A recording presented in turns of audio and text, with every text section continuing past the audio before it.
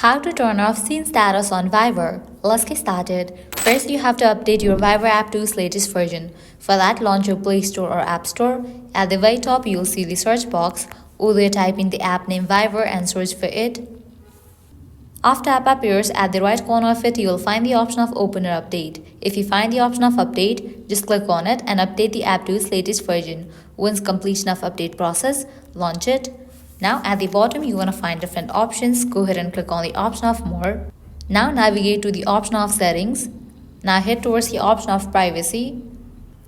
Under Privacy page, you will find the option of Send Scene Status. You have to toggle off for this option to turn off scene status on your Viber. Turning this setting off will hide other scene status from you. You can just tap over here and with that you will be good to go. Well, this is how you can easily turn off scene status on Viber.